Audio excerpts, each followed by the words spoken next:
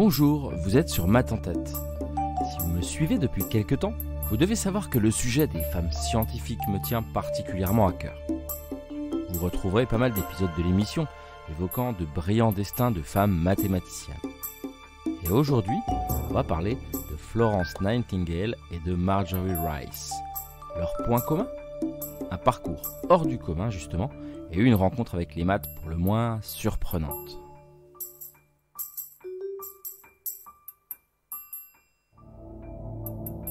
Florence Nightingale a toujours su ce qu'elle voulait.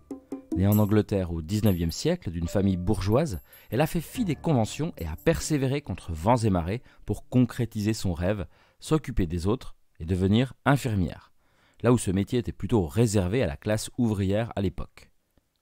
À l'école, les apprentissages classiques la frustrent. Elle aime sortir des sentiers battus, Florence. Parallèlement à ses études d'infirmière, elle a donc décidé d'étudier les mathématiques, alors que, encore une fois, on lui avait pourtant conseillé d'abandonner ses occupations réservées aux hommes. Elle a même changé la façon d'enseigner aux jeunes filles l'arithmétique et la géométrie. Quand Florence a quelque chose en tête, elle passe vite à la réalisation. Dévouée et âpre au travail, elle a vite été reconnue comme une excellente infirmière. Assez rapidement consciente de l'état catastrophique des hôpitaux anglais, son tour d'Europe des centres de soins lui a donné l'occasion de recenser les choses qui fonctionnaient. Attention aux patients, nourriture adaptée, eau chaude, serviettes propres, conditions sanitaires décentes. Son passage dans un hôpital de guerre en Albanie lors de la guerre de Crimée, qui a débuté en 1853, a été un choc. Les hommes mouraient davantage de l'hôpital que de la guerre. Bactéries, infections, insalubrité.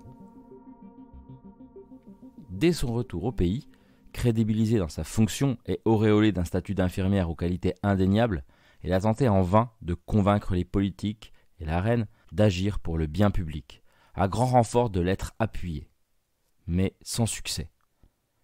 Jusqu'à ce que lui vienne l'idée d'utiliser les données statistiques qu'elle avait recueillies sous forme de diagrammes très clairs et parlants. Grâce à un ingénieux système de diagrammes circulaires, dont les mois de l'année sont représentés par des secteurs angulaires aux rayons non constants, elle a réussi à imager ses résultats en mettant en lumière 3 variables, le temps, le nombre de morts et les causes des décès. Une révolution pour l'époque. On a attribué le nom de diagramme de la rose à ce genre de représentation statistique. Même la reine l'a félicité pour ses travaux en la décorant et en lui offrant les clés de la ville de Londres. Les résultats furent assez flamboyants, avec une chute drastique de la mortalité dans les hôpitaux. De vraies réformes sanitaires étaient en marche. On doit beaucoup à Florence Nightingale. Nightingale, en anglais, c'est rossignol.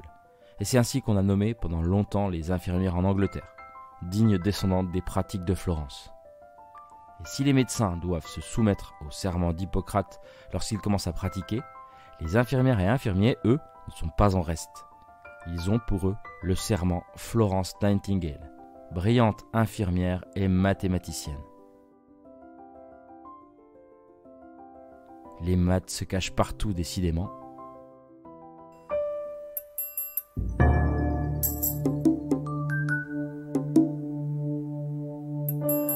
Rien ne laissait supposer le formidable parcours de Marjorie Rice. Ça ressemble presque à une de ces histoires que les Américains savent si bien raconter. Malgré un goût assez prononcé pour les maths, et ce relativement tôt, Marjorie naît dans une famille modeste de Floride, où les études supérieures ne sont pas envisageables.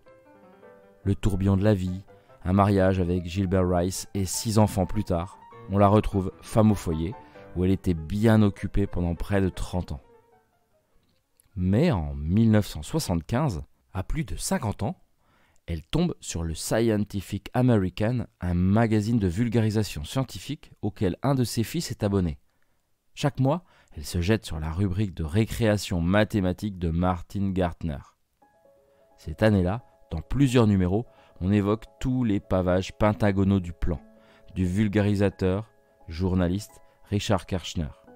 Une manière de recouvrir l'entièreté du plan avec des formes pentagonales différentes. 8 modèles de formes au total. Or, quelques mois plus tard, dans un nouveau numéro, Kirchner est obligé d'avouer qu'on lui a soumis une nouvelle famille de pentagones qui répond à cette contrainte. Interpellée par ce retournement de situation, Marjorie, amusée par le challenge, décide à son tour de se lancer dans les recherches de pentagones paveurs, mais sans aucun bagage mathématique. Qu'à cela ne tienne, elle découvre 4 nouvelles familles et en quelques mois de travail acharné et passionné, devient une des spécialistes mondiales dans ce domaine. C'est fou, Kirchner n'en avait découvert lui-même que 3, c'est dire.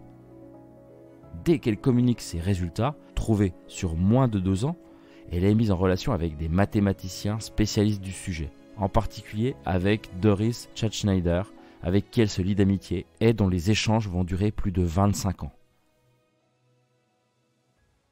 Sans formation mathématique, Marjorie a une approche totalement différente des problèmes, un regard neuf, et a même été jusqu'à créer un langage propre pour décrire ses travaux.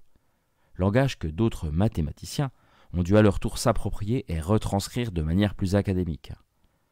Très prolifique, Marjorie Rice s'est livrée jusqu'au début des années 2000 à un véritable travail phénoménal, décrivant de manière systématique des centaines de configurations complexes avec son métalangage hiéroglyphique.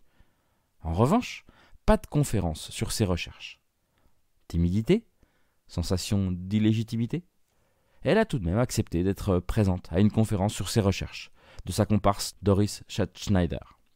Et quand cette dernière annonça à l'Assemblée la présence de Marjorie dans la salle, c'est une standing ovation qui l'attendait. Quel parcours atypique. Les maths, définitivement, c'est pour tout le monde. Voilà, c'est la fin de cet épisode. Ces trajectoires incroyables m'ont totalement séduite parce qu'elles racontent une chose. Les frontières sont en carton.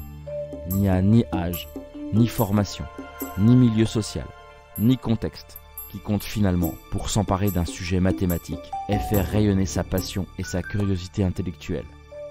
En tout cas, j'espère que vous également vous êtes tombés sous le charme. Merci à monsieur Michael Launay de m'avoir fait découvrir Marjorie Rice à travers sa vidéo de la série MMM. Et je vous conseille vivement la série de BD sur différents mathématiciens et mathématiciennes aux éditions Bang, dont celle sur Florence Nightingale. Les liens sont dans les sources. Bon, autrement, n'hésitez pas à soutenir le podcast en vous abonnant, en évaluant à 5 étoiles et en commentant positivement Maths en tête sur votre appli de podcast. Vos participations actives à cette grande aventure du podcast, chères auditrices et auditeurs, ont un poids considérable dans la visibilité de l'émission. Je vous remercie par avance. À très vite pour de nouvelles aventures en pays mathématiques.